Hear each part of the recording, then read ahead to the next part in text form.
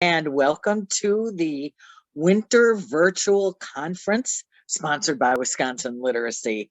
I'm Marcia Connett, the Southeast Regional Consultant and your host for this morning. Now, Wisconsin Literacy is a nonprofit statewide coalition of 70 literacy agencies. We strengthen literacy statewide through expert trainings, personalized consultation, health literacy, workforce connections, and advocacy. I am very pleased to introduce our guests this morning. We have Liz Fitzpatrick and Stacy Hartung with us. Now, originally from New Orleans, Liz enjoys great food, live music, and storytelling. At Wisconsin Literacy, Liz develops print, digital, video, and social media content and strategy. She works closely with the development director to develop the communication strategy for major online giving days like Giving Tuesday and the Big Share, and leads the event planning and communication strategies for the celebration of literacy. She project manages the Achieve database, a cloud system designed by literacy programs for literacy programs to track key learner outcomes. She also manages Wisconsin literacy membership and data tracking surveys. Liz has a master's degree in mass communication from the University of Wisconsin-Milwaukee. She hikes, bikes, and camps to take full advantage of our beautiful Wisconsin summers. And a native of Durand, Stacy Hartung brings a passion for learning and community engagement.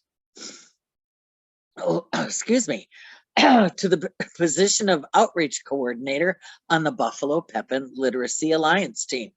For the last 20 years, Stacy has lived in the Minneapolis area, working as a program manager for iconic brands like Target. While working for Target, Stacy was a member of the prestigious Target Volunteer Council, championing this company's charitable mission through executing campaigns like the Library Makeover Program.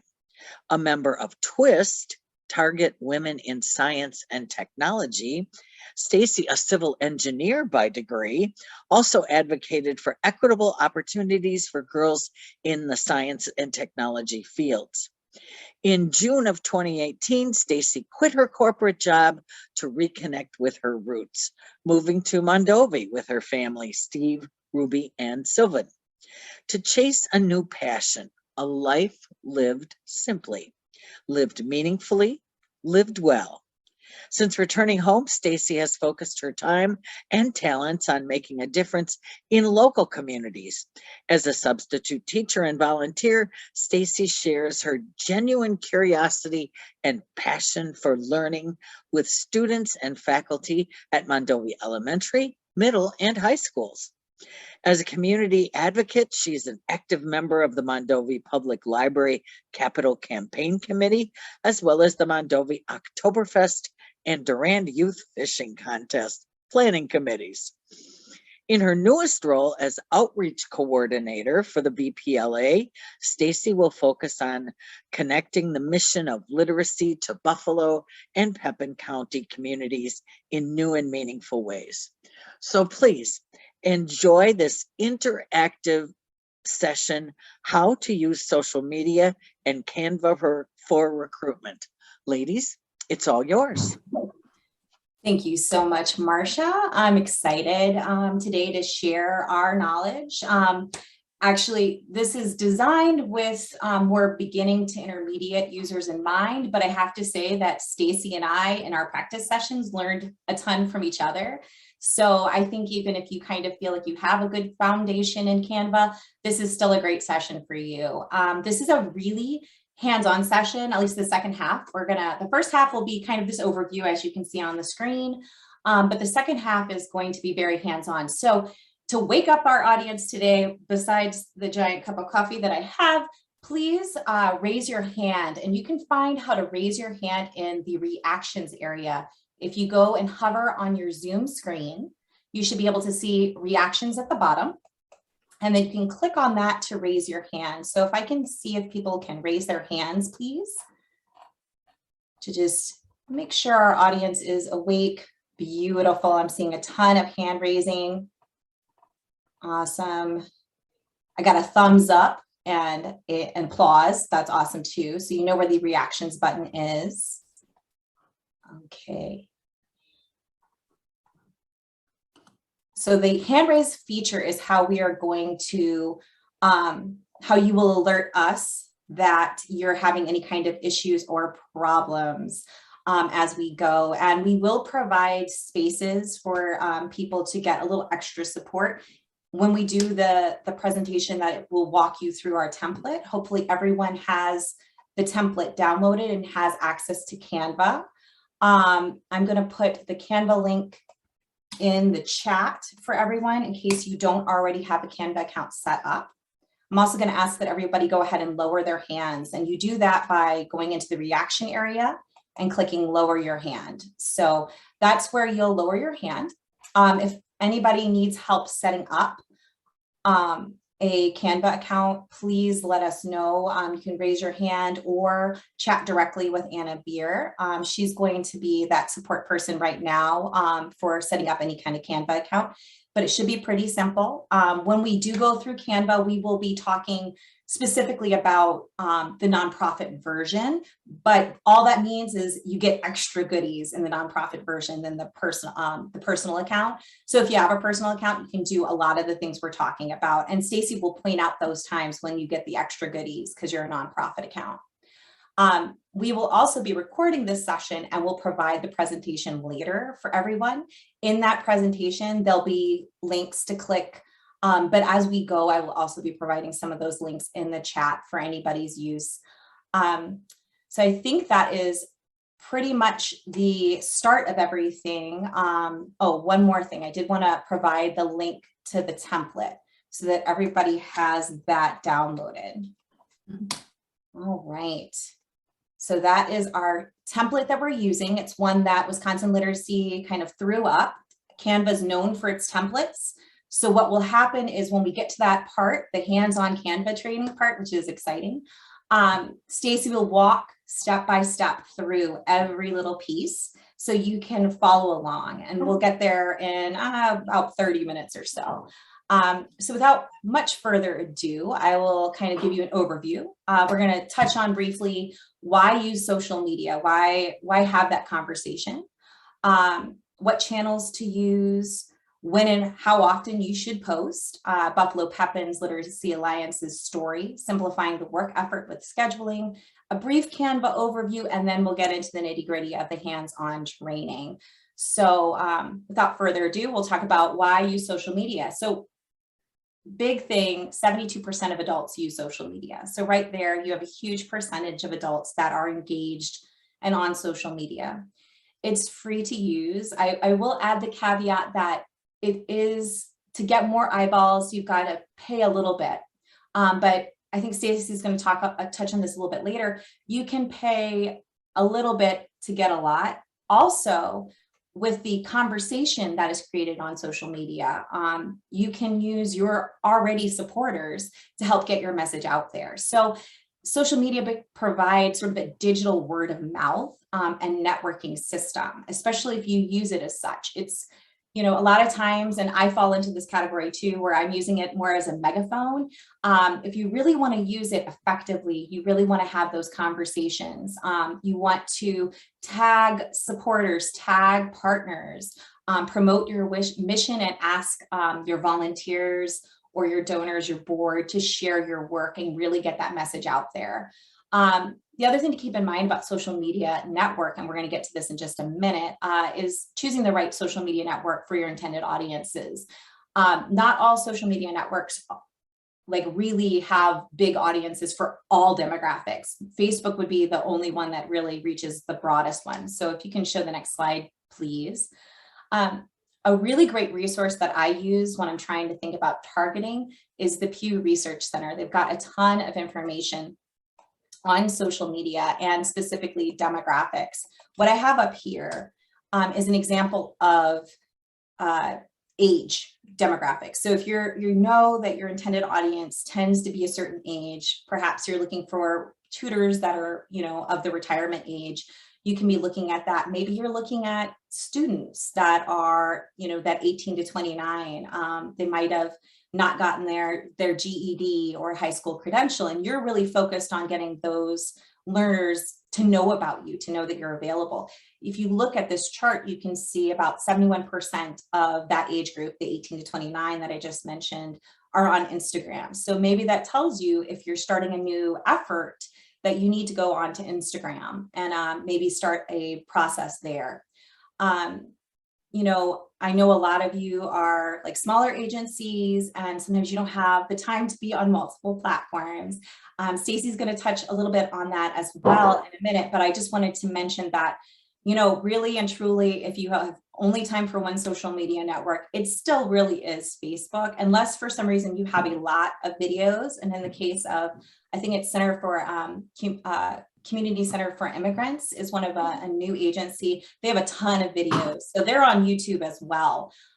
So Facebook and YouTube tend to be the most popular across age groups, but Facebook is still kind of your jam if that's the only social media network you have time for. So without further ado, I'll hand it over to Stacey, who will give us a lot of wonderful information. Thanks so much, Liz.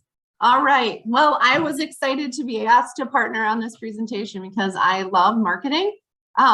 Working for brands like Target, brand strategy and being consistent with your branding was definitely hammered into me. So when I took on the role of outreach coordinator for BPLA, it was definitely a return to my roots for sure. So I get a lot of questions from people in my network on when and like how often to post, like what is too much, what is too little. The good thing is that almost every platform that you choose nowadays has the data to really guide you on how to engage with your audience. So it's important to note that not all hours are equal. So if you think about the times that you may be on your device or your phone, most notably mobile is kind of the way of the future. Getting content even on your device varies for you based on your schedule and a lot of times based on age category.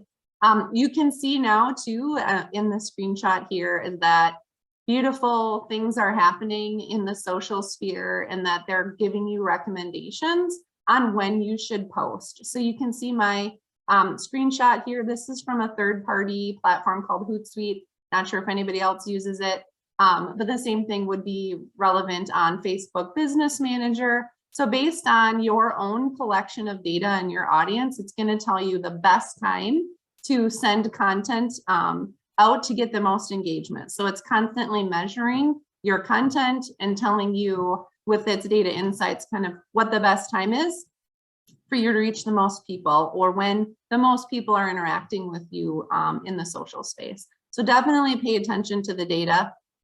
Don't be scared of it. Definitely look at things like posts that are getting the most engagement. What's different about them? Are they compelling with images? Are they video clips? Is there a lot of statistical information? You'll be able to figure out kind of what your audience prefers as they digest information from you. So definitely get to learn the data, try to understand what it's telling you, and then react as you build your marketing strategy. Good thing is there are a lot of third-party consultancies that are putting out information as to when it's best generally to post on platforms. So like on Facebook, Tuesday, Wednesday, and Friday from 9 to 1, most people are on those platforms. Instagram would be Tuesday, anywhere between 11 and 2. Twitter, Tuesday, Wednesday, 9 a.m. to 1. So some similarities. And as you would, if we refer back to Liz's slide, there are some overlaps in kind of the demographics that use those platforms. So makes sense that the time of day would be consistent. And then LinkedIn, Tuesday through Thursday, 9 a.m. to 12 p.m. So really what we're seeing is sort of that mid-morning to early afternoon is really when people are engaging with your content. And then how often? So really the goal here is balance, but also to be consistent. So your audience is going to learn that they can expect content from you at 1 o'clock or in the early afternoon or in the morning. And they're going to start looking for that, and it's going to become part of their algorithm and definitely get on their feed. So be consistent to drive engagement with your content. Don't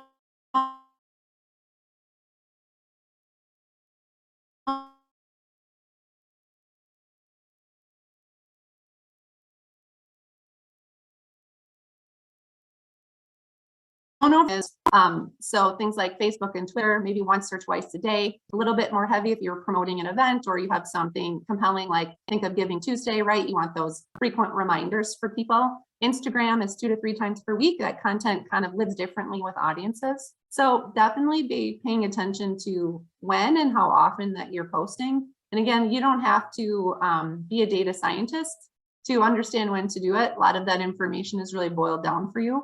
If you go into Facebook, into Insights, for example, it'll show you kind of in report structure when you should be posting for your audience. And then as Liz mentioned earlier too, there is opportunity to boost posts, and boosting really is just paid marketing or paid advertising. And we're a very tiny organization. So we don't have a ton of money to spend on marketing. So you can spend as little as $5 or $10 and reach hundreds of people a day, which is awesome. So the real beauty in boosting is that it helps you break outside of your cycle of your confirmed following audience and get in front of new people. So if kind of your audience and recommending that your audience picks up and shares your content isn't doing it for you, a really great and often low cost opportunity would be for you to boost posts. We're not going to talk about boosting wholeheartedly and as part of this presentation, but just know it's an option. And just like anything else, if you have questions that are kind of beyond the content of this presentation, you can send us a message and we'll share our insights with you. What we've learned, mostly through trial and error for me, for sure. But boosting is definitely an option. And again, you don't have to spend a ton of money to have a really large impact. So a little bit about us. So I am the outreach coordinator for Buffalo Pepin Literacy Alliance. We are a very small organization, but I would say we have a very big social media strategy. I love marketing, love branding. I think it's important that people get to know us through imagery and through kind of our message and our statistics. So if you're like us, you have no marketing department, a very, very limited operating budget, and one person who's paid part-time. So that's me. So if you find yourself in the same boat, I just want to say, having a strong marketing strategy is possible. It's possible with the time that you have, and it's possible with the budget that you have. And I'm going to show you a few tricks how we make that happen over at BPLA. So I came into role in April of 2020, which is a very odd time given COVID and everything. But it was probably my first insight coming onto the team is that we needed a stronger marketing strategy. We had a Facebook account, but it really wasn't managed. We have a website, but it really wasn't managed. We didn't really have a presence in the Google space, which I knew was important. So I made it a first priority for myself to build a stronger and a simplified brand, something that was consistently and recognizably BPLA, whether it came out on social landscapes or on Google or on our website. It's important that people know that it's you just by looking at your content. It was important that we develop and maintain an online presence, again, in our social channels, on our website, and in growing capacity, having a presence in the Google sphere is also becoming super important. We won't talk extensively about that here, but maybe on another session. Wink, wink, Liz. So the other thing too is just committing to consistency across every channel. So whether you print it, you email it, or it lives in the social space, that it's all very, very cohesive. The other thing is what worked for us is we made a plan and we work the plan consistently. We dedicate specific time every single week to making sure that we have a marketing strategy that's executing on all of our channels. We're measuring engagement. So it is a focus area for us, but it has been the single largest driver for participation in our group. If you think about where the world is trending and how people are consuming content, it's largely in the social space. So it's important to have a strong presence in those channels. It definitely helps in terms of growing your organization. So our marketing process is very, very simple. We wanted to retool and modernize. We wanted to be relevant now and definitely kind of get a more timeless, modern approach to our branding strategy. We created a brand kit. So this is a tool that's within Canva. We won't go into this a ton today, but what it helps you do in Canva is to be consistent, both in your color palette, in the fonts that you choose, in the imagery that you choose. You can like a photographer, for example, and that's a person whose photos that you use consistently. So again, it just helps you prevent you from searching endlessly for things you think are branded, creating a kit and knowing that everything you put in there is truly representative of your organization. So it simplifies and definitely make sure that you have consistency and cohesiveness around your content. Identifying a marketing strategy for BPLA, we try to refract everything that we put out in terms of marketing through the lens of who we are, what we do, and why it matters. If what we put out doesn't answer one of those questions, then it's really not on marketing brand for us, and we won't do it. So it's important to know kind of what your strategy is from a marketing perspective, and to make sure that whatever content that you're putting out reaches and meets the expectation of the goals of your marketing platform. The other thing is just to get out there, invest and look at the data, learn, be okay with making mistakes, pivot and try new things, right? We're all evolving. The landscape is evolving, and you really just kind of got to get in there and make a few messes and figure out what works for your organization. So definitely don't wait. If you're waiting to be perfect, you'll be waiting a long time. But so get out there, play around, and we'll get you started a little bit here later in the presentation. All right, simplifying the work effort with scheduling. If you do not schedule your social media posts, you are probably spending more time in putting out content that really isn't your best foot forward. And here's why. So scheduling saves time. In the end, it really does. And it prevents those, I thought this quote was kind of funny. Oh my gosh, what should I post today? Moments, right? We've all had those. I planned to send this out at 7 a.m. and I forgot. Now I'm in a hurry and now I can't find what I need, but I need to get it out. We've all had those moments. So it definitely helps you to stay organized. And there's lots of really wonderful tools, pretty much any platform that you use. And a lot of them connect accounts to allow you to schedule. And it really just helps you to be thoughtful. So what I like to do, and this is a screenshot from the Facebook Business Manager for BPLA's account. So I'll schedule an entire week's worth of content in one sitting because that works for me. And then I like to take a step back and really just look at the content overall, make sure the flow and the times of day make sense, that they're on target with what the insights and the data are telling me when our audience is online engaging with us. Again, it helps you to reach your optimal audience, the highest number of people, right? Planfully. And you can see, I know we mentioned that a different platform suggests times for you, but you can see that Facebook also does that in the screenshot below. So it tells you, we know this is when people are engaging with your content, so you should schedule now. So use those cues, definitely. And it helps you to build brand consistency. So I can look across a week and think, all right, is this answering our who we are, what we do, and why it matters? Am I posting too much? Am I posting too little? Make sure that we are relevant, but we're not overwhelming our audience. And the other thing too is that if you're using a scheduling tool, you can often schedule to multiple social media accounts. So for me, I use Hootsuite and I post to Facebook, Instagram, LinkedIn, and Twitter, all from one platform, which is awesome. Because if you don't do that, then you're changing your content and posting to individual platforms. So you're working 4 times as hard. Don't do that. You don't have to. All right. So scheduling, although it feels like it's taking you a little bit more time to be mindful and planful and to kind of sit down and schedule everything out, in the end, your content is better, it's well groomed, it's consistent and cohesive with your marketing strategy, and it saves you time. So if you're not scheduling, definitely try to get into the scheduling tools and just try it for yourselves. All right, Canva, moving into the real heart of this presentation. All right, the basics. And I know Liz kind of had mentioned earlier in the presentation that at this point, we're hoping that everybody has a Canva account. Have people raise their hands if they don't? And are we through that piece, Liz? Now would be a super time. Yes. Yeah, if you don't have a Canva account set up yet, if you could raise your hand, we'll put you in a breakout room and help you get set up so that you can be live in your own environment, working through the demo with us.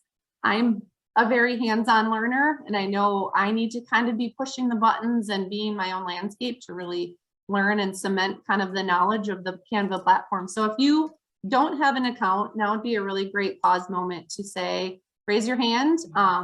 And then we'll work on getting you in a breakout room so that you can get set up. So by the time we actually do the live demo all together, you're ready and you can join up with us. I see one hand. I think that either Shannon or Anna are in charge of getting people into breakout sessions. So awesome. I'm going to charge forward, and then hopefully those with their hands up can regroup with us in the next 10 minutes when we get to actually doing the live demo, and they'll be ready. All right, so the basics of Canva. So some things I really love. To be honest, there's not enough room on this slide for all the things I love about Canva. I've been kind of sharing my effusive love affair with Canva with the Wisconsin Literacy crew. Yeah. Hey, can I just ask a quick question? Oh, sure. Never mind. Liz got the answer. Oh, the question super. was, what platform did you use? And she got it in there. Never mind.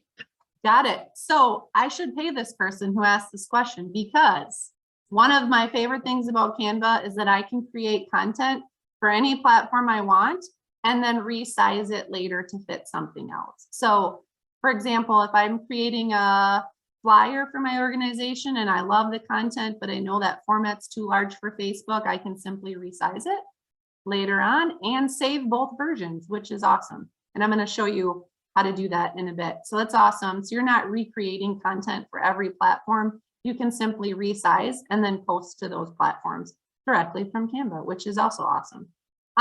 You don't have to be a person who builds content from the ground up. If that's your jam, that's awesome. I'm kind of a mix depending on the things I'm posting about, but there are countless, I can't even remember how many millions of templates there are in Canva that you can use as a starting launching point for your design, which is awesome. I'm definitely of the mindset, if somebody's already created it and I can contort it to make it my own and feel like BPLA and it saves me time, I'm going to do that. And I'm going to show you kind of where those templates are. In addition to the template that was already sent to you by Wisconsin Literacy. So just kind of get your creative juices flowing on what's already out there that you could leverage for your organization. So the other thing I love about Canva is that it allows you to easily access brand right visuals that really enhance your message. So if you're a photo, if your design really needs a photo, you can upload photos, but there's tons of stock photos that really can accentuate your message.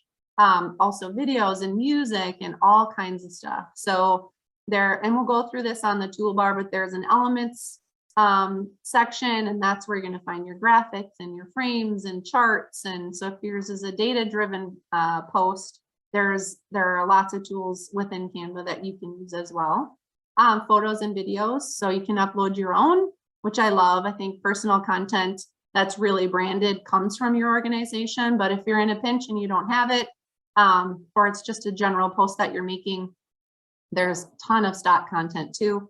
And they have lots of amazing partnerships with photographers. So the content is really, really great. There's tons of things you can do with text and music and backgrounds, and we'll hit on some of that here when we get into the live demo. You can animate pages and text, so you can see there's some animation on this page with the Canva up in the right-hand corner, and that's a simple click, and I'll show you that. And again, you can resize to fit other social platforms. So if you create something for a trifold brochure that you're sending out and you want to then leverage it for your website or for Facebook or for Instagram, you can resize it with really very minimal rework required, which is awesome. And then ultimately, we all need something we can download so then we can post to our platforms. And there are, I want to say, about 8 download file options. So we'll walk through those. So image files, video files, GIFs, which are videos without sound largely, PDFs, basically anything you need to send content to people on any platform that you're reaching them. Or you can post directly to social platforms. So everything that was listed here and about a cajillion more you can do through Canva. And I like the yes, you Canva. I do feel like that when I'm using Canva for sure. All right, is everybody ready to design something together? Show of hands if anybody's lost. Is anybody lost? I'm going to take a moment here and give a tip that my husband taught me. So anybody who wants to have the template, and I put that into the chat, up at the same time so they can be working on alongside Stacy. If you are using a PC, I can't speak for Mac, I don't know how to do this on a Mac, but you can hit what is called the Windows button. So if you look at the bottom of your keyboard, you have Control, I think that's the FN is the function key, and then you'll see like a little Windows, like literally looks like the Windows icon. You hold that down and you click left, and then all of this will go to the side. And then you can select a different screen to look at side by side. So you can then select your Chrome or your whatever browser you're using to look at Canva. You can choose that and have that on the right. That's my preference is left, right, probably because of me being right-handed, but you could do it the other way too. It works either way, but that splits the screen for you really nicely. And honestly, that has revolutionized my working ability since my husband told me how to do that. So that's just my quick tip on how to like see this side by side while Stacy's going through it. So let me know if anybody runs into any issues. I'm happy to hop into a room, and it looks like maybe Deb needs some support. I think Shannon will help us with that. Sounds good. You didn't look at all the things you're learning today, Liz. Teaching people the tricks of technology. That's your bonus for joining today. If that's all you take away, that's awesome too. Definitely work smarter. That's our philosophy. All right, so we are going to start. So now I'm in my presentation, but I'm in the screen. I've exited present mode, which we won't worry about today. But this is going to allow you to see Canva as I see Canva as I'm working in the document. So we created this presentation overall in Canva so that we could come in and show you a few things. So side note, you can create presentations in Canva that look awesome for your future meetings. At BPLA, we use Canva for pretty much everything that we do, both print and interactive. All right, so we're going to start with the basics. And again, if you have questions or if I'm going too fast, let me know. Raise your hand and we'll slow down, definitely. I've been working in Canva for about 2 years, so I'm not a newbie, but I know there's things that you guys could teach me too. So if there's something that we're going through and you have your own creative solution or you have a different way to do it, raise your hand. We'd love to hear from you. Today is about collective learning from each other, definitely giving us all a bunch of new tools for our toolkits. So, and speaking of tools, I'm going to go over the toolbar with you. So if you want to follow along, you'll see up here on the top, you have file, and this is basically where you go to save. Now, one thing to note on Canva is it does automatically save, so you're not going to lose your design if you don't come up here and do it.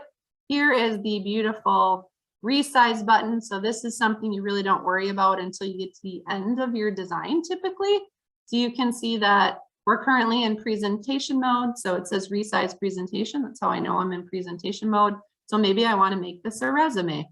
I could click it and I could resize it. I won't do that now.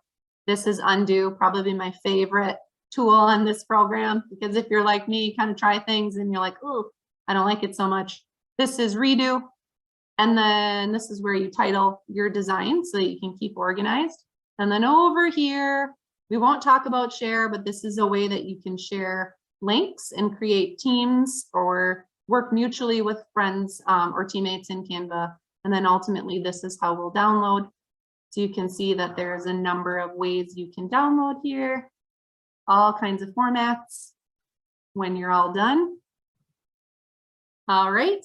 And then on the left-hand side, you'll see templates. So this is where you can come and find a template. So we're in presentation. So the templates that it's going to show you are presentation templates. So you can come in here and there's a very faint scroll bar. You kind of squint your eyes a little bit and you can go down and it's by kind of presentation. So it might be something like for education, which would be awesome for us. Let's just go look and see what's there.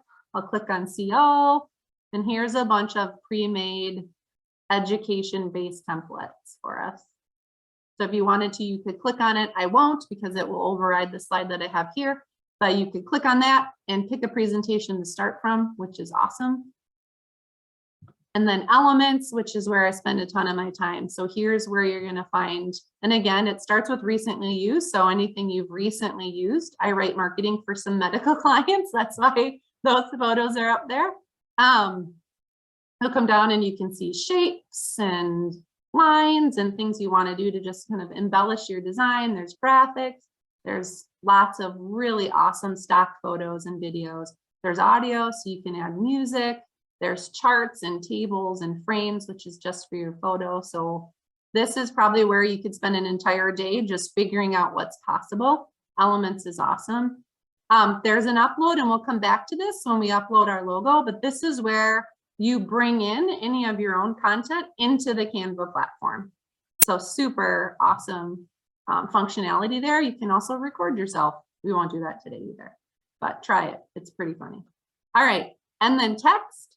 So here's where you can figure out if you want to add a heading. This is really just sizing as a default. And then down here, there's a number of preset text options that you can pick if something really fits your design intent. So super awesome text functionality. Here's audio. So you can pick, this will bring a song into your presentation. You can sample it. Just give you a little, it's okay to dance if you want to. Anyway, audio is pretty awesome. And then background. So here you can come in and play with the background of your slide. So there's things as simple as colors, textures, sports. Well, let's just say I happen to really love nature. You can simply type in nature, and it brings you up all of the backgrounds that have a nature component to them. We won't really talk about logos and folders because you probably haven't created a whole lot yet, but this is where you would go once you start building more content, the folders. So everything you're putting in folders, you can kind of call up from here. All right, any questions on the toolbar? The general toolbars, and then you'll see that there, if you hover over this area, you can hide the sidebar. Sometimes I prefer that just because I need more room to see what I'm doing. The other piece on toolbar I was just going to show you is if you simply click on the text within your template, a new toolbar will pop up. And this is all for just under the main blue toolbar. This is all for font editing. And we'll talk about font and text as we get down further in the presentation. But just wanted to let you know this calls it up. So this is where you find your font style. Here's your size, color, whether it's bold or italic, how it's justified. If you want a bullet, this is super awesome. This is spacing, so you can change your line and your letter spacing. And I'll just do this really quick so you can see what happens. Right, so that's pretty cool. Sometimes that's all you need to make your content fit a slide category just perfectly. Those are those finer things that really differentiate kind of your design. And then you can do effects, which is like animation or not animation, but like shadowing it, lifting it. You can hollow it out. I'm going to go back to what it was, but there are countless things that you can do with your text toolbar. And we'll talk about animation here in a little bit too. Any questions on toolbars? If you are lost or you can't see something on your screen like I have on mine, raise your hand and we can help you. These three dots over here are just additional text tools that don't show up because of just real estate on your screen. This is underline, this is uppercase or lowercase. This I won't really get to too much just because for the beginning session, you don't need that, but you can paint your format. You can lock things so that they can't be changed by you or anyone else, which when I'm done, I typically do that just because, especially if I'm working with my team and I don't want things to be changed, it's just a really easy way for me to prevent things from getting moved around. All right, if there are any. One just quick comment, because I saw it in the chat and other people may be thinking about this. There was a question about the audio and being able to access it. And just wanted to mention that anything with a crown, I believe is a pro feature. And I think audio was a pro feature. So as she goes through this, and if you notice it, Stacy, go ahead and point out that it's a pro feature. But if you see a crown on something, that's generally a pro feature. I did put the link to the eligibility guidelines for nonprofits to get access to Canva.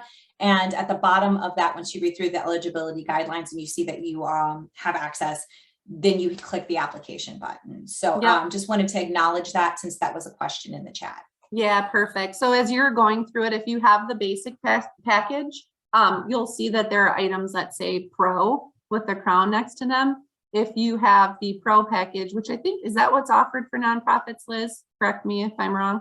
Yeah, because I have access to this and we have a Perfect. nonprofit account. So as long as you meet the eligibility requirements, all those Pro features will be accessible to you. I know on the photos, so within elements on photos, there are tons of stock photos you don't have to have Pro for. So like this one, for example, the Pro doesn't come up. So that one's available for any basic package of Canva. So really quickly, there's a question about the lock feature. She missed where that was. And if you wouldn't mind taking a moment to kind of go back to that. I sure can. All right, so I'm going to lock this photo, for example. So if I come up here, it looks like a padlock. So when it's open, then that feature is editable. When I click on lock and that locks it down, you'll see it puts like a padlock on that particular element, and I can't access this photo. So if I want to unlock it, so now I can see I can get into this photo and I can make edits to it. But if I lock it, again, up here in the right-hand corner, it'll say lock. If I come in here and I try to edit this photo, for example, once it's locked, I can't move it around. I can't add any filters. I can't do anything. Same thing for text or anything. The lock is on individual fields or on the overall template. I use that a lot when I'm sharing, just because I will have paid particular attention to spacing or kind of how I want the photo to look. So if you have other people in your designs and they're just kind of in there to look around, not meant to edit, it's a good way just for preventing them from making a change that they maybe didn't intend to make. Super easy to drag a photo errantly off the screen. Again, here's undo for when you do that. All right. Any other questions, or we're going to move into logo? All right, here we go. All right, so hopefully you guys have a logo accessible. So I'm going to show you how to upload your logo. So as you can see, here's kind of the Wisconsin literacy logo. I'm going to go to uploads, and I've already done this, but I'm going to do it again here with you guys. So I'm going to say upload media.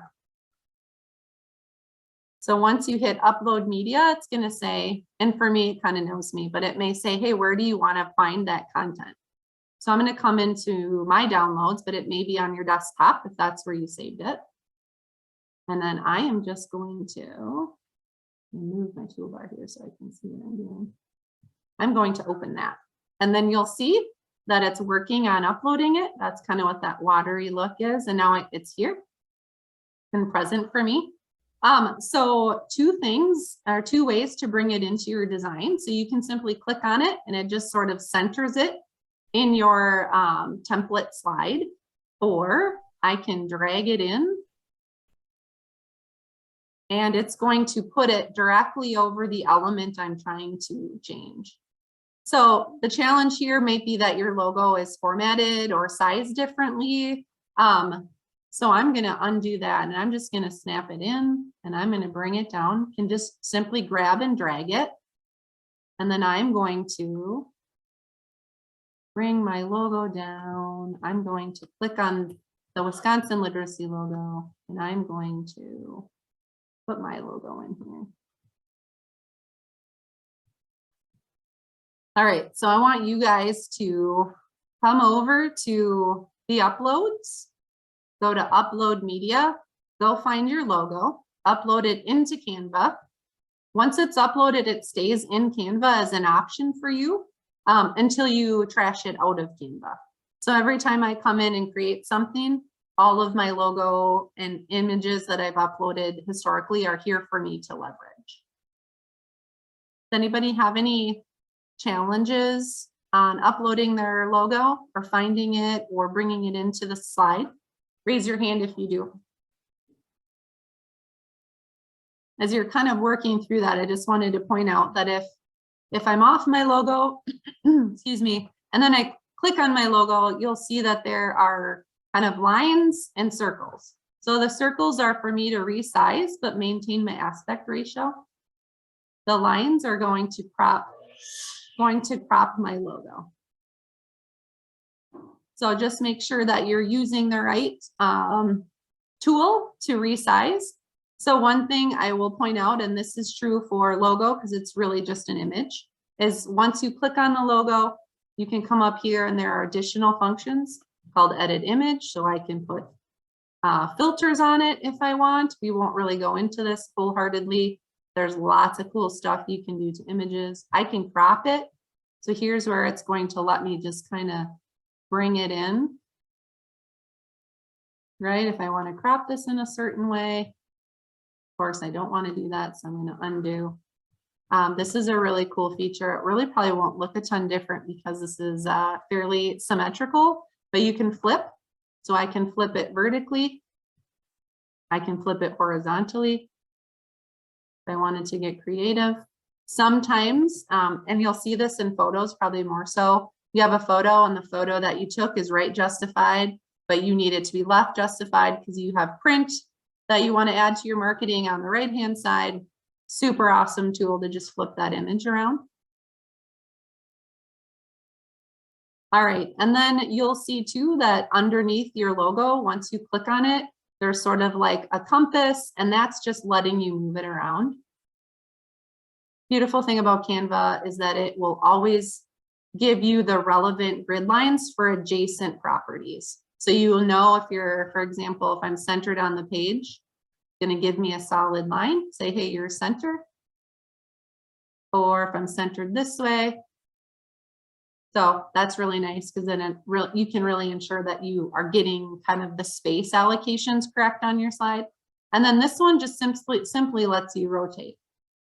Hopefully you're not dizzy yet, which is cool.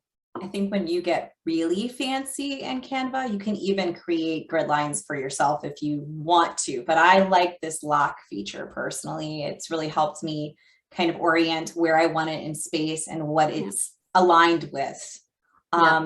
There's also a way to, once you have something like that is aligned with something else and you want to keep it always together, you can also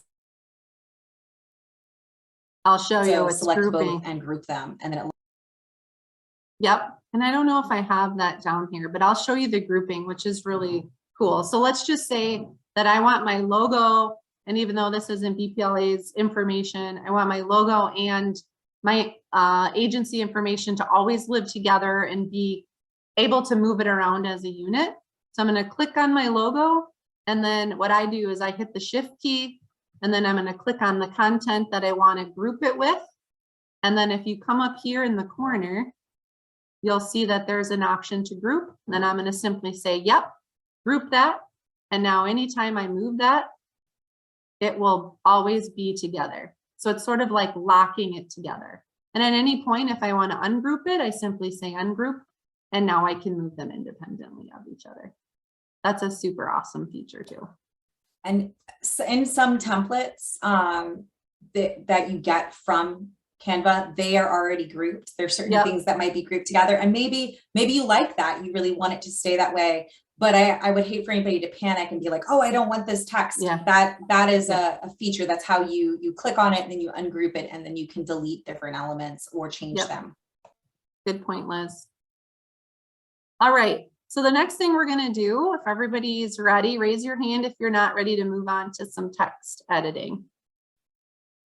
Otherwise, we're going to kind of plow forward. We'd love to have time at the end for you guys to share your creations with us too. So I'm going to be mindful of keeping some time for us to do that. So we're going to go up to mission statement or just the text. And then let's just say what I want to do is edit this. So I'm going to come up to become a tutor. And once I click on that, it allows me an opportunity to change the font. So I'm going to go over here on this drop down, and here are all of the fonts that are available to me. Now, here's a really great place where you can see the difference between Pro and Basic. Any font that has the crown next to it is part of the upgraded package. Any font that doesn't have the crown next to it is accessible on every Canva platform, regardless of if you have the enhanced version or not. So what you'll learn is as you do this more, your most frequently used fonts will always populate at the top. So you can see I'm a fan of these particular fonts. Love Glacial Indifference. I don't know why, just kind of speaks to me. So you can go in there and you can change the font.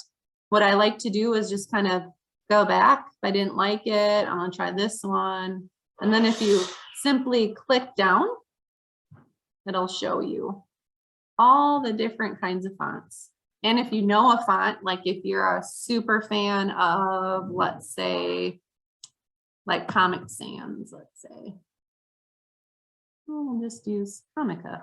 That looks cool. You can type it in to try to get you there. And then what Canva does is it's intuitive enough to say, hey, you use this font a lot. I'm going to suggest that for you, which is super awesome. I'm going to go back to one other thing in fonts is that you can kind of go by category. So you might be doing something, I tend to use a lot of modern fonts. You can pick category and then it says all of these fonts really fit that design aesthetic. So maybe pick that one. Okay. So that's how you can change the font type, which is super easy and awesome. Another thing you can do to your font is change the size. So you can simply come up here and say this font is too big. I want to shrink it. So I'll go down to a 50. You know the font size, you can type it in or you can simply go down so you think it fits. But one of the beautiful things about Canva is that it's smart enough to know like, all right, so maybe if I drag this ball here, I can size it perfectly to my space on my slide. And then it tells you the font that you have, the size. So that's kind of like the 3 ways you can change font size. And then we can change font color. So if you come in here and you just hover over these toolbars, it'll tell you what it's for. You don't have to remember. So here's color. And you can see that for me, since I have a brand kit created, it's suggesting colors that meet my design standard that I have for BPLA. So let's just say I want it to be blue, which is a color that you can find in our logo. What's awesome about Canva is that if you have images on your slide, whenever you go to change your font color, it will suggest colors from your photo. So you know that you have a cohesive connection between the color palette from your photo to your font, which is super awesome. If you come down here, you'll see, here's my photo colors. So I could, this was in my, is in my logo, this color is in my logo. So mess around with that, pick a color that is in design alignment for your particular content. And then I can bold it or unbold it just by clicking the button. Same thing with italics. This is just where and how I want it aligned within the box. So I can center it in left and right justify. This is to add a list, which we won't do now. This is that spacing, which I use way more than I thought I would. So let's go in and let's just say I want my letters to be a little bit more spaced out. I can do that. Oh, just a little too far, so I can come back. I can also come in and just simply type the spacing that I want. And I won't do line spacing because we only have a single line here. But you can also change where it's anchored in your text box. So I can center it. I can put it on the bottom. Not a lot going on in this particular text box where you're going to see a bunch of change there, but you can mess with the alignment within the box and then the box adjacent to the slide. So tons of stuff that you can do with text fields. And here is effects. So if you click into effects and you just want to, since this is the title of your slide, and you want to add a little polish to it, there's some preset things you can do like shadowing it. You can lift it, which is sort of like backlighting it. I can hollow it out, which sometimes looks cool. I can also do, I can curve it if I want. And then if you want to revert, you can undo or simply go back up to none.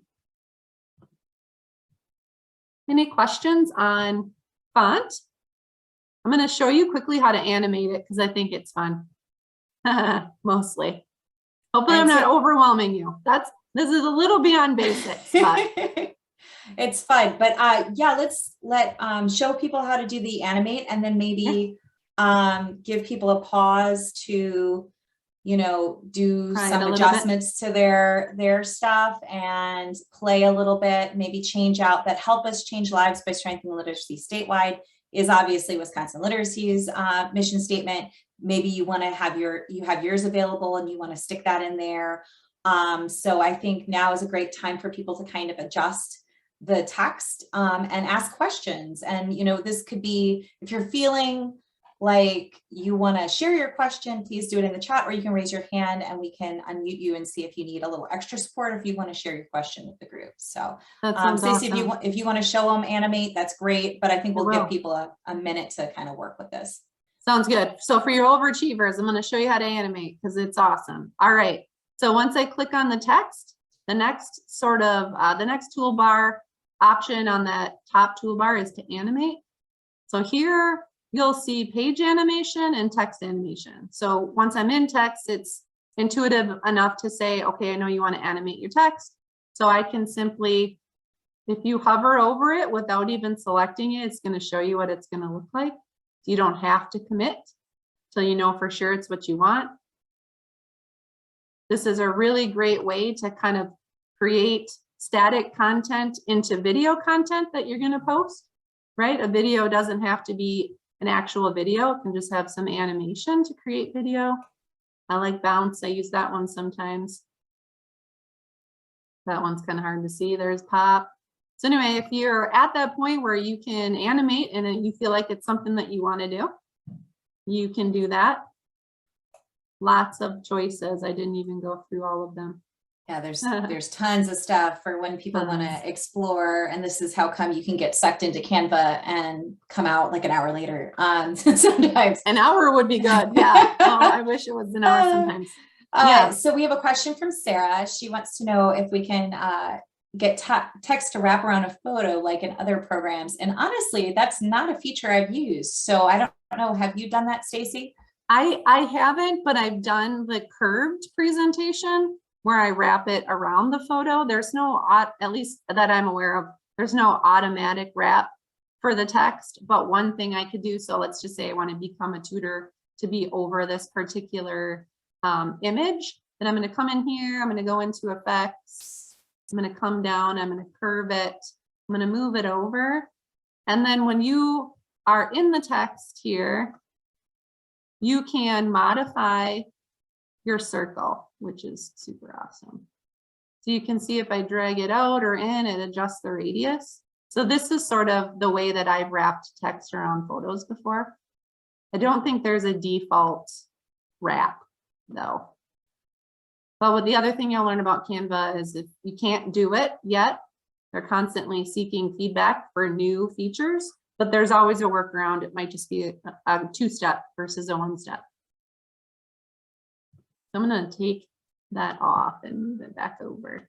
But that'd be a way that you could incorporate and wrap text around a photo. And I've done that. Our logo has some rounded imagery. So I've done that before for sure. Everybody feeling good about text? You can jump into your mission statement. And to get into your text, you just click inside it. So your mission statement here. And again, for this one, maybe I'll bold it. Some texts don't have bold options just by the nature of what they are. Well, that's too big. I'm going to shrink it down. All right, we're going to move on to photo because we're at 30-minute warning here. So photos are awesome. I kind of feel like if your content doesn't have imagery, I know there's statistics on it, but the drop off is pretty sharp for people to feel engaged with it. So photos are really important. Photos from your own organization, I think, are the goal for sure. But if you don't have one, I'll show you how to find a stock photo. All right, so this photo here is unlocked. I know we locked it before, but to replace this photo, you have to make sure that it's unlocked, or as it should, it won't let you do it. So I'm going to come over to Elements, and I'm going to search for my photos. I'm gonna come to elements. All right. I wanted to get out so you'd see all the, I was in photos, so I want to make sure you see all the content. If you go down a little bit on the page, you'll see photos. I'm going to say see all. Now I'm in photos. You can see by the header here. And let's just say I don't have a photo from my own organization, but I want something related to literacy. It's smart enough to say, all right, well, let me see if I have anything that makes sense for literacy. And it will bring up reading and all kinds of stuff. So let's just say I want to pick this photo here. Okay, again, just like your logo, you can bring it in, it will center it, and I can simply drag it over, resize it, drag it over, and I can make sure that it fits. Okay, and I can play with the size. It's similar to the logo. This will keep the circles on the sides will keep your aspect ratio. And the bars will kind of crop it for you. If that's not what you want to do, you can also drag and snap it into place. So Liz, what's the benefit of the snap? Because Liz taught me this. I like it because part of the benefit you're getting from Canva is that you're getting sort of people who have that design background. So the way they have things laid out, a lot of times I already like that element. So this way I am, mostly just using it as the tool is like laid out. So I like that it's laid out like this. I want my photos to be arranged in such a way. I want the text to look kind of like it looks. I may want to replace the text. I may not like the font, but I like the arrangement of elements. So this way, it's really easy to you just drop it in and it's already laid out exactly how it was before. And you don't have to fiddle with making it fit that size. The other thing is it kind of snaps it usually to the center of the photo. The nice thing is if you do that drag and drop, you can double click on it. I don't know if you've done this where you can. Nope, not yet. Yeah. So once you do that, then you can actually move it if you don't like exactly how they oriented it. Because sometimes the center is not exactly where you wanted the photo to be. So that's a way to kind of get what you want. I find it quickly. I find it feels like it's quicker. But there are drawbacks like you were showing with the logo when it's a different orientation. You have to be mindful that whatever you're picking fits in that framework, because otherwise you're going to lose half a face. If you were to do one of these wider photos on the side, they may not fit as well as this particular photo does. And this particular photo fits very, very nicely in my opinion. Yep. So you'll start to learn too, I have a kind of elongated narrow frame. So I want to pick a stock photo or a photo that I upload that I think is going to fit well within that window. You double click on the photo, you can move it around, right, to fit within the confines of the area on your slide that you've designated for the photo. So that's awesome. Another thing you can do, so I'm going to say I'm done with that, is I can flip this photo. I don't know that I would ever do this, but that's kind of fun. But horizontal, if depending on where my text lies on my slide, I might do that. Super easy. You can crop. You can also edit your image. So one of the best features I feel like for the upgrade is background remover. So if you have that, you can simply click on it and then it's going to remove the background of this photo. So if that's a button that you have, you can play around with it. You can undo it if you don't want to keep it. And it just takes a couple seconds here as it figures out what's in the forefront and what's in the background. Sometimes if you have a really busy photo, it gets confused. So some photos are definitely better suited. So as you can see, it removed the background, and sometimes that's awesome because you want the background to be present. So then simply undo that. So lots of really great, again, you find photos under elements. If you go down, you'll see a section called photos. You can click on see all so you can see them. You can search by, let's say, you're just looking for a real cool picture of a book. I'm going to snap this one in. Okay, and this one I definitely do need to move over. So take some time and look through the photo library. There's so much in there. Again, just thematically, you can search for things. If you want to upload your own photos, Similar to your logo, you simply go to Uploads, Upload Media, and I will upload a photo. Once you're through the upload process and have touched on this, there were 2 questions about where you accessed that background remover. So if you can touch on that just one more time. Oh, yes, sure. All right, so that's going to upload for me. I'm going to click on my photo. So you have to be on the photo for it to say, okay, how do you want to edit this photo? So then once I'm on it, an edit image tool bar will come up. It'll come up on your toolbar. You simply click that. And then as long as you have Pro, this is the Pro, which is what is offered to nonprofits, you should see BG Remover or Background Remover as its own entity. Either one does the same thing. And then you simply click on it and give it some time to work through what's in the background. And then the background will be removed. So it's pretty awesome, one click. I don't know if you guys are like me, but sometimes I have the most awesome photo and then find out later that there's some stranger in the background or it's like some weird thing going on, which used to make my photo unusable. But now I can use it, which is awesome. So you'll see that the background was removed on that photo. Hopefully that answers your question. So you have to, the trick there is that if I'm not on the image, you won't see it. You got to be on the image to say, all right, you selected an image. What do you want to do with this image? Hit edit image and then background remover is an option there. All right, so I uploaded my own photo. So it works the same as stock photo or logo. They're all images. I can simply click on my image. This is me and my daughters, Ruby and Sylvan. Ruby turned 10 this week, so it's been a big deal for us at our house. And then I can deal with moving it around myself if I want, or I can bring it in. Let's just say, so double click and I can move the focus. So there's Rubes. This is my other daughter, Sylvan, or me. So that's easy peasy how you upload your own photos. And again, all the photos that you bring in here will live in Canva until you delete them. So there is a bit of curation and maintenance you have to do as you start uploading more and more, just to kind of clear that out in the future, just like anything.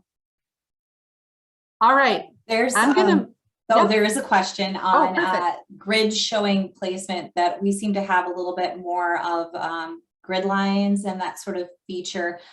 I don't know if that's because of Pro, because your account looks similar to what I see. So I think that was from Stephanie, but do you think that that's possible that there might be a little bit more elemental for that Pro account? Yeah, I think so. I think too, until you start moving the photo, you won't see them. So maybe that's part of it.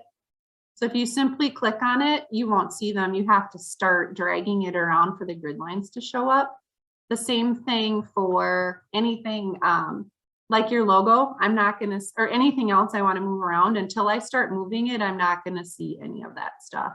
So part of it is just anchored in moving it around for Canva to say, oh, okay, let me help you figure out where you want to put it. Hopefully that answers the question, because I know if you just click on the photo, it's like, well, what are you doing here? So I have to move it around before I can see what's centered. That makes sense to me. All right. Perfect. All right, I'm going to show you a couple more things, and then we want to see what you guys are doing. One thing that I love is like, it's easy to change the backgrounds in Canva. So there are a number of ways you can change the background. So if you come over to the left-hand toolbar, you'll see kind of, let's say 2/3 down the left side toolbar, there's an icon that says background.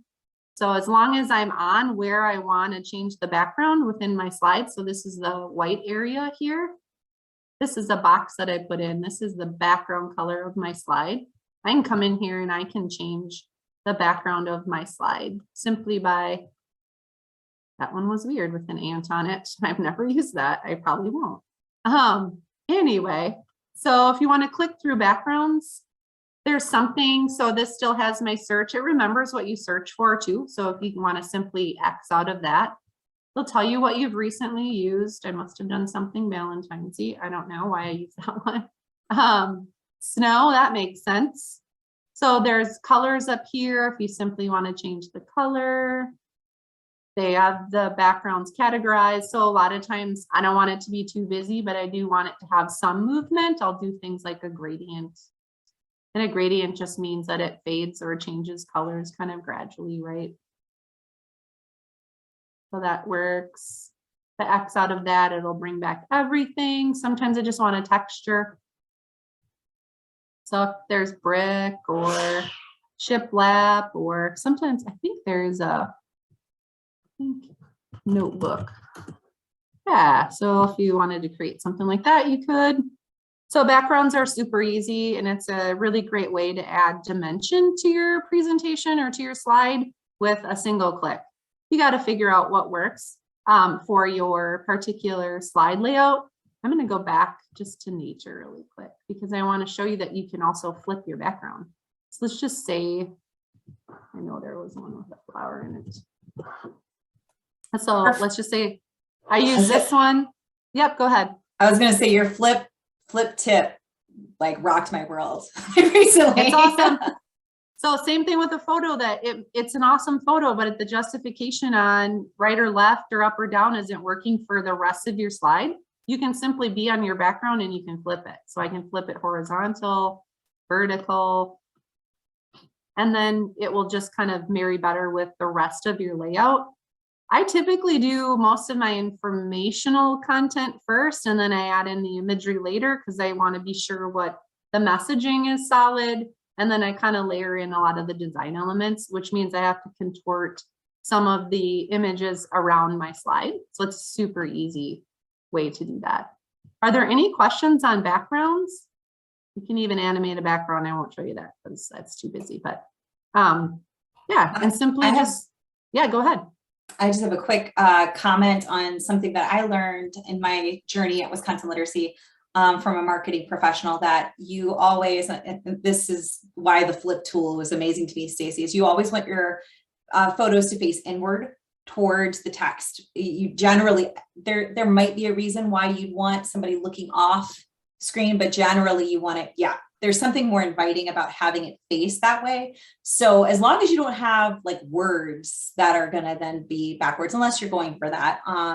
But you know, that flip tool is very great because they can make sure that the faces are facing towards that text and pointing kind of inward to the design. So that's just a design tip, not necessarily a Canva. Yeah, for sure. I agree with that. You kind of like want the image to engage with your text, which makes sense and kind of keeps people on the page. That's a super easy way to do it without having to find a totally different photo. The program's smart enough to say, okay, you just want to reorient this a little bit, but you want to use it. So again, for backgrounds, there are just countless options that you can do on here. I will not use that one because it does not present very well. All right, so I'm going to move on from backgrounds because we are about 15 minutes from the end. All right, resize, which will change your life, just similar to the flip, okay? So I know that a lot of us have multiple presences on different channels, which is awesome, but it also creates some opportunity for image loss if it's not at the right aspect ratio or size. So I don't know if you guys, I know Instagram will reject your photo if it's not sized right, which spend all this time and then you can't even get it out there, which kind of stinks. The beauty here is that even though this is a presentation and laid out in a presentation format and size, if I wanted to create this, recreate it in a Facebook post, you can come in here and you can see that I'm at a pixelation of 1920 by 1080, okay? It's smart enough to know what the format requirements are for all of these different types of things you want to create. Again, at the top of your list are going to be things you do a lot. So you can see mine's mostly social media. But down here is basically every format you can resize it to. But I'm just going to do a Facebook post. So I simply click Facebook post. And now you can see that this is going to be a smaller image than the presentation because it'll be 940 by 788 versus 1920. So one kind of word of caution, what I would say is I almost always copy and resize so that I can keep my original version as the size it was versus resize. If I resize, it will simply convert all of this content to Facebook post sizing. So I'm going to copy and resize, and it's going to create a whole new file for me, resized for Facebook. And you'll see that it was smart enough to say, I'm going to title it what it was titled, and I'm simply going to add the suffix Facebook post, which is awesome. So you might come to slides where the sizing is a little bit off. Okay, here's a little trick that I'll show you. My brother is sawing things in my basement. Sorry about that. So one thing you can do is select all the content and you can simply move it, okay, as like a quick workaround. But just know that you can take a presentation or a resume or a brochure and convert it to a different file size that you can simply then use on those platforms versus having to recreate all of that or copy paste into a Facebook size template. Super awesome. And it's smart enough to create another file for you as long as you say copy and resize. So again, I'm going to show you that. So I'm going to go to resize. I'm back in the original presentation. This time I can either scroll down, or I know I want it for Instagram, which I know is smaller. So it's going to get interesting. I'm going to copy and resize, and it's going to open another document that says, all right, this is sized for Instagram. And then I can go through and clean it up and make sure everything fits. Right? Could be a great place to add like an image or add further things. All right. Any questions on resize? Yeah, we have a couple of questions. Okay, super. So Lily was asking if we'll speak to how to use designs for print. Can you print on your own or send to a local printer? So, I mean, I know from personal use, you can. There are templates for flyers. There's templates for booklets. I've used it for booklets in the past. Yep. And you can export with that little download button, which I don't think you've gotten to the download button even yet. Not yet. That's next. Yeah. Yep. So she was jumping the gun, but but great segue question. We have the best audience. We do. We do. Talk about. They're anticipating us. You can select. I think it's print. It's a PDF, high quality, and then you crop, marks, and bleed is probably what you need for a printer. In that case, the next question is dimensions 1200 by 628 work for Twitter, Instagram, and Facebook without having to make 3 different images. Do you recommend this? I'll let Stacy speak for herself, but for me, what I've noticed is because it still kind of favors a certain layout, that if an image works like on all those because of how it's oriented, fantastic, that's great. But often I notice like it's not actually centered how I want, or it doesn't look quite how I like it for that. So I'd like it to look the best every time. And it, I actually have gotten to the point where I just keep Instagram and Facebook and Twitter kind of up as a template, and then I just drop photos in. So I can get it exactly how I want every time. That's my preference, but I'm sure you could do it that way. You just want to make sure that the image looks how you want it to look, and with that dimension. Yeah, Liz, I'm the same way. So I'll create usually in Facebook at that sizing, and then I will resize for other platforms. One thing too is, let's just say, because this was a request that I had to make a billboard. Okay, that's not a template option. But I know the pixelation or the size. So I could come in here. One thing to look at too is, as you're looking at social platforms, pixel size is sort of the rule of thumb. But for anything else in print, it's probably inches, right? So This is telling me it's the equivalent of 20 by 11 inches. But I can always come in here and I can tell it to, I want to print it as a 8 by 11 inch. So you can come in here and tell it the size too, if you want, which is really nice. Or if you know your pixelation, and come in here and I'm going to custom size it. And I'm going to say it needs to be 1080 by 1080. And then I can copy and resize that. So you don't have to stick to any sort of specific platform. As we know, new platforms will emerge, or sometimes you get a crazy request like a billboard, like I had one time. You can come in here and create a custom size. But if there are images that work on multiple platforms as a workaround, it might just have a weird like margin. And you can be, if you're okay with that, otherwise you can simply resize it too, which is what I typically do. Unless I'm in a pinch, then I pick the smallest one that I know it's going to fit on all of the platforms. So I do that cheat sometimes. And we also have a comment from Trendland who says that they've used it for annual reports and event program books. So yes, Canva has that print capability. Thank you so much for sharing that. I haven't personally used it for annual reports, but I think I did use a template for an event program. So I'm just gonna jump back here, Liz, really quick, because we didn't really take a drive from the landing page. We just jumped into our template. But if you come to the home page of Canva, you can see if I hover over templates, here's all the kinds of templates that I can create. So there's proposals, bookmarks, which we've used before, flyers, posters, and if you, I come over this, let's just say I want to do cards or resumes. There's all kinds of formats that you can create, and there are templates for everything. So you can either resize an existing design, or you can go, if you know you want to make bookmark, go into bookmarks as an option and create from there too.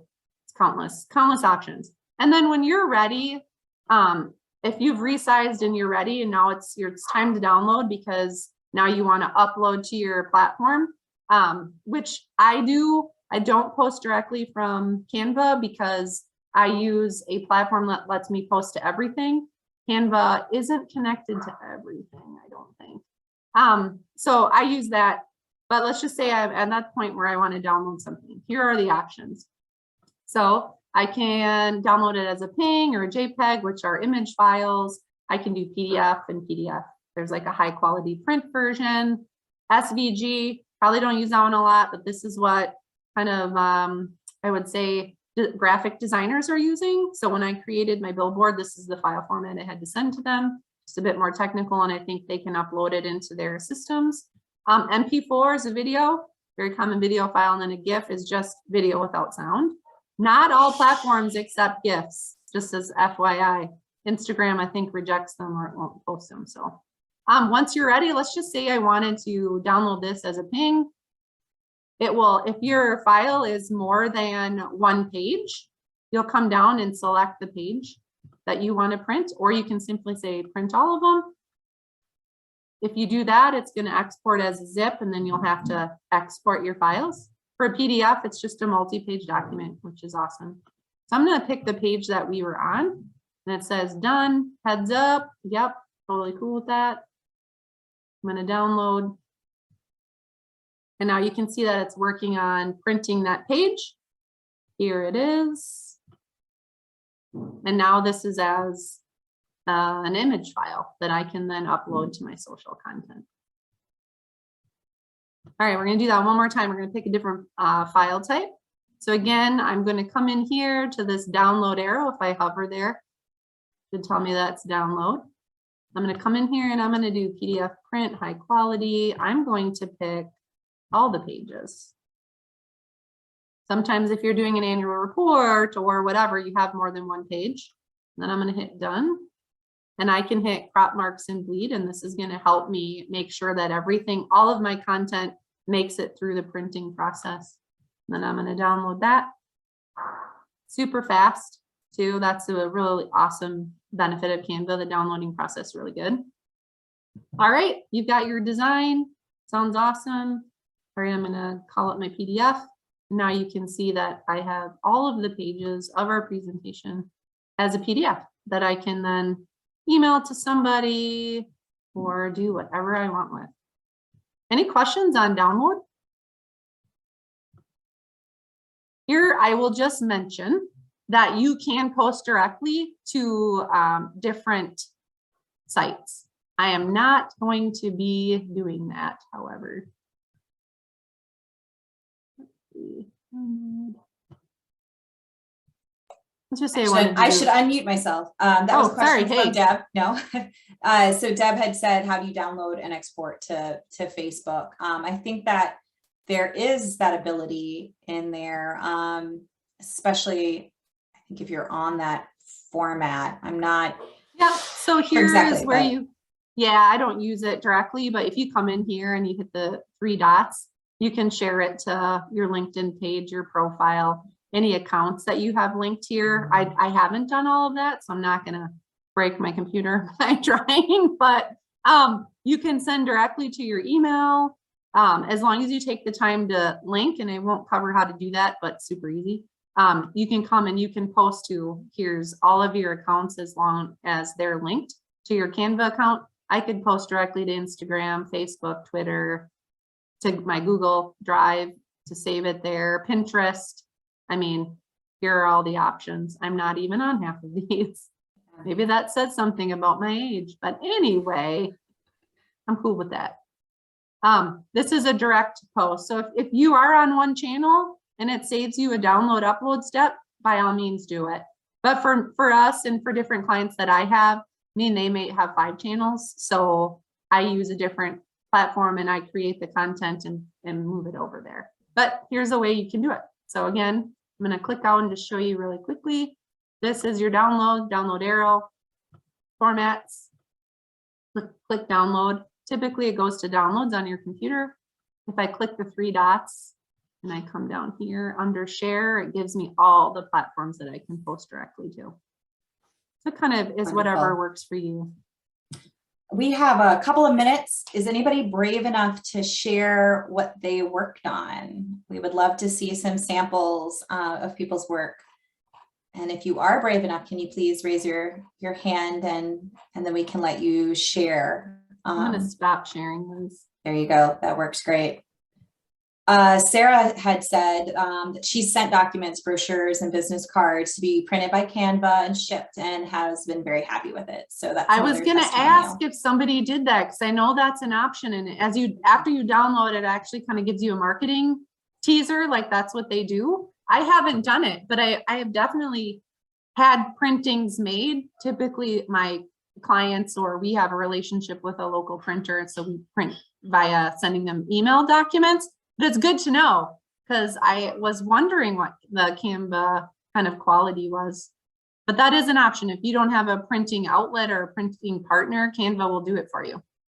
Trendland said that they could share their annual report. Yeah, if you want to show us what you've worked on in the past, that'd be great. I love that it's a different format. Yeah. So you just click that share screen. You should be able to do that, I believe, because we're in a meeting and we're not in a webinar per se. So let me know if you have any troubles with that, but I think you'd be able to share, or if you have a link to it, if you want to share it that way. Oh, thank you. Oh, cool. Yeah, that looks awesome. I love it. What a beautiful photo. That's so great. That looks like the background was removed, I'm guessing. Sorry. Yep. We removed the background. Our logo is transparent. And this was a template we found, and we just kind of worked with the general settings. So the page and the kind of the divider bars.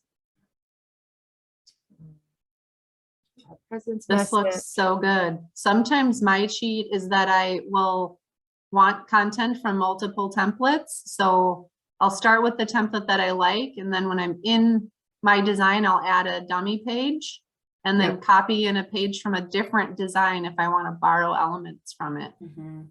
It's a little trick. What I do like is that we're able to link things very easily. So if we do PDF versions, we can link it to all different things. Yeah, I don't think we even touched on the ability to do URLs, which is a thing too. There's just so much that you can do with Canva. I think we had a question about how do you delete the audio file, I think once it was added to Canva. I think there's probably an icon. If I had to take a guess, once you're on the music, you'll see like a trash, I think. Usually it comes in on the bottom, and you'll see the audio track as it plays with your presentation. There should be like an X or a trash option on the side, and it just deletes it out of there. Super easy. I can I show love, that. I love too. this annual looks report. It's so good. pretty. And I That was just gonna- photo was so striking. Really, really drew you in. I like the moodiness too of this particular slide. Oh. I tend to be like dark charcoal navy gal too. We are at time, so I want to be mindful of everyone's time and allow, I think Marcia is the closing remarks. So if anybody has any questions, feel free to contact Stacy or myself. I'll try to put that, at least my information, in the chat, and I can connect you to Stacy too. Oops. Well, thank you so much, Liz and Stacy. This was so much fun. And of course, thanks to all of you for joining us this morning. This session again was sponsored by Wisconsin Literacy. Excuse me. And we invite you to join us tomorrow at 9 a.m. for What Students Need to Know Job Centers. You can find the registration link on our website or the link that's in the chat. Also, watch for the evaluation form that's coming to your email. Please take a few moments to fill it out and tell us how we did today. If you enjoyed this session, join us for the Big Share on March 1st, a day of online giving that allows Wisconsin Literacy to offer this kind of programming continuously. And you'll see our upcoming events. By all means, take note of those, especially if you're interested in the Wisconsin Health Literacy Vaccine Community Outreach. There is a sub-award for those of you who might want to participate. Our next Thursday morning coffee chat is advancing digital literacy across Wisconsin. And finally, again, a reminder, the Big Share coming up on March 1st. And of course, the Wisconsin Health Literacy Summit coming up April 4th to the 6th. So again, thank you so much for being with us today, and we'll see you again soon.